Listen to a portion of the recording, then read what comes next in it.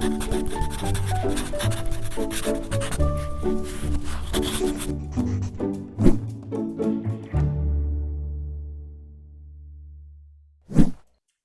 I'm Dawn Durham, and welcome to PaTTANpod. We know there's a significant impact on student outcomes when families are involved with the educational process. The question arises as to what does that look like? Do we as educators need to account for any factors to form meaningful connections with students and families? Joining PaTTANpod today is educational consultant Tara Kelly to help us think through family involvement and engagement. Thanks, Tara, so much for being on PaTTANpod. We're excited to have this conversation with you today. Talk to us a little bit, and we hear these terms and they're kind of used interchangeably, and I'm not sure if they are. So help us out here. When we say family involvement and family engagement, are there differences? Are they the same? Are they synonymous? Help me out in kind of understanding those two terms. That's an excellent question, Dawn. This actually does come up in quite a few of our discussions around working with families. So the answer is that family involvement versus family engagement actually has to do with the perspective on how we're working with families. So when we talk about family involvement, we generally acknowledge that that's something that's happening to families. For example, it could be something where a school might be planning an activity such as a back to school night or a literacy event, something where a school is basically driving the outcome of the event, and then families might be invited to participate, but families really aren't being involved as true partners in that type of involvement. They're being invited to participate. They may attend, they may not attend, but ultimately there isn't really a sense of true collaboration and true co-creation of having school events and really determining what the outcomes should be for the activities of the school community. In contrast, we have family engagement. And in family engagement, that's where we start to emerge into true partnership. That's really doing with families where schools become partners with their families and everybody is on an equal footing. Families are recognized as the experts on their children and also as the experts on their communities.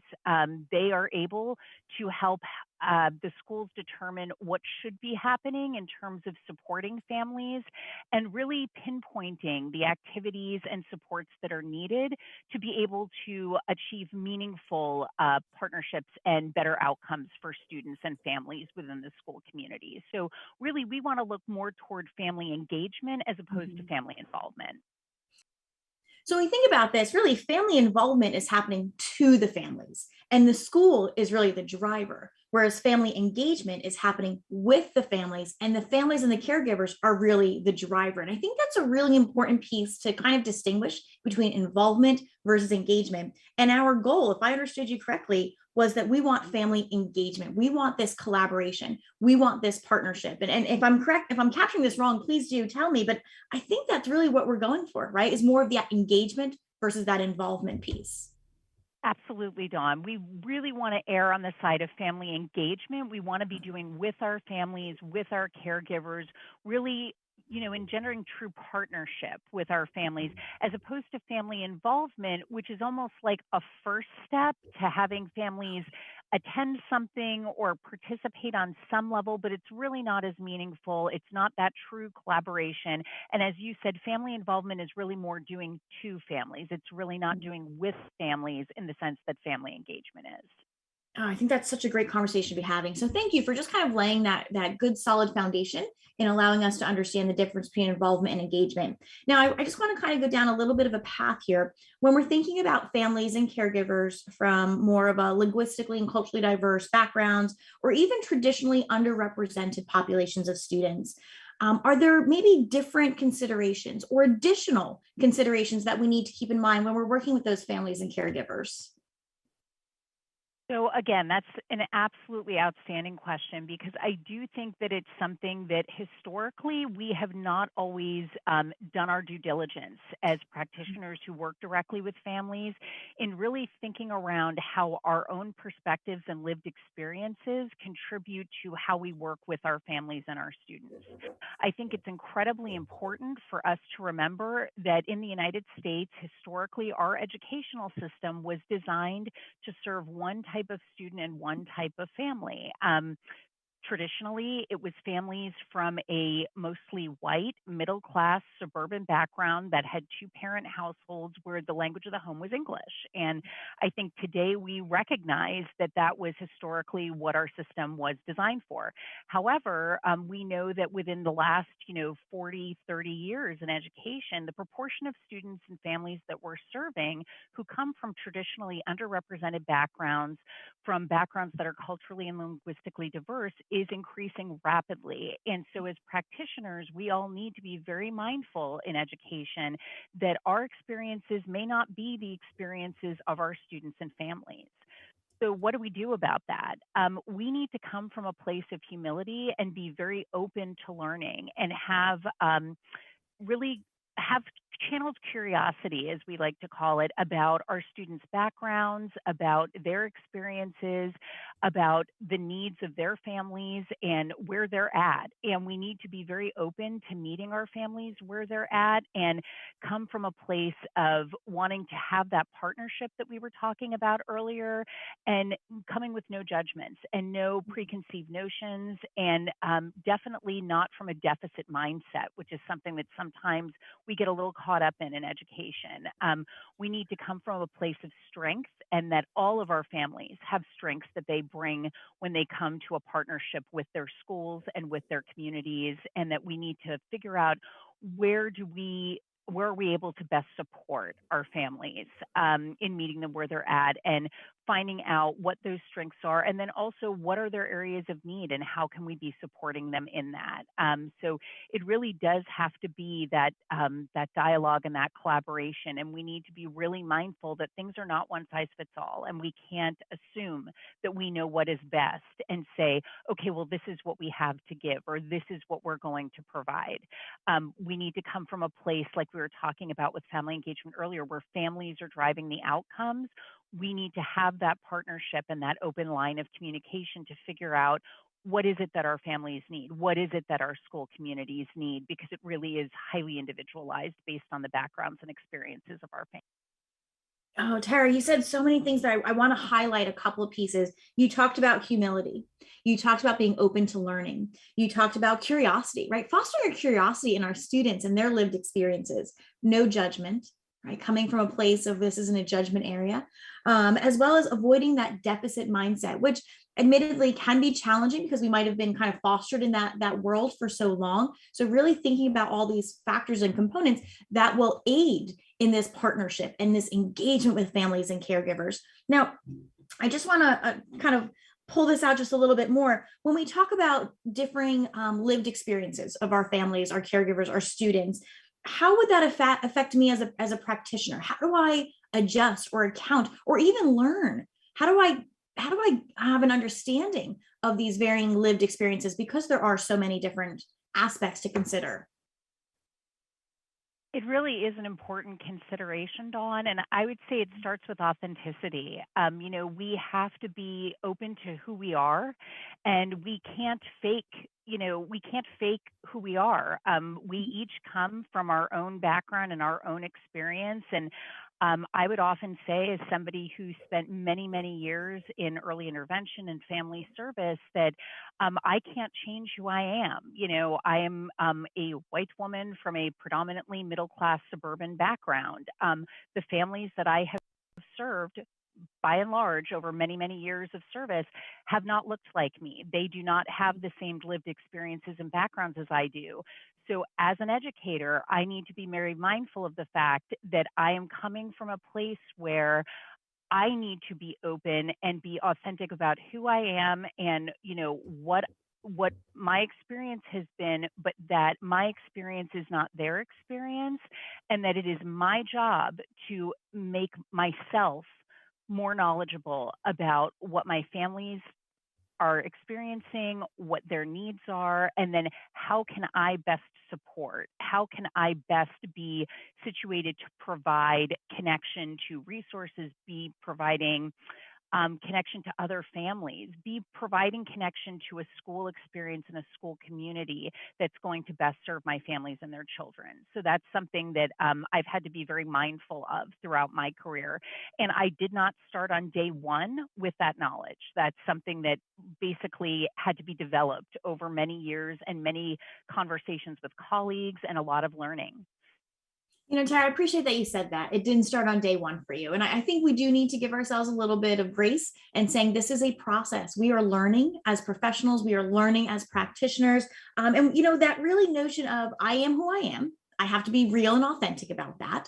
And I also have to realize that my experiences may not be the experiences of my students and of my families and of the community of which I'm serving, even perhaps. And to really, I really appreciate that you had said it's our responsibility to be aware and knowledgeable and educate ourselves about those lived experiences so that we can form and work with those families in a much more meaningful way. And I think to really move students forward in their academic, behavioral, social, emotional components of their life, to really form those meaningful bonds and being true to myself and to them as well. So I appreciate that you had said that.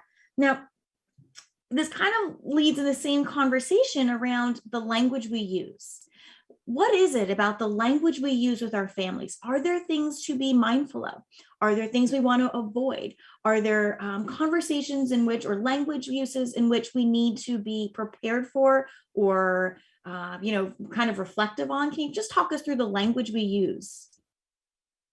Absolutely. That's one of the things that I think, especially lately, we've been having more and more conversations about being reflective practitioners and being really aware of the fact that we historically in education have used descriptors or labels for entire groups of people.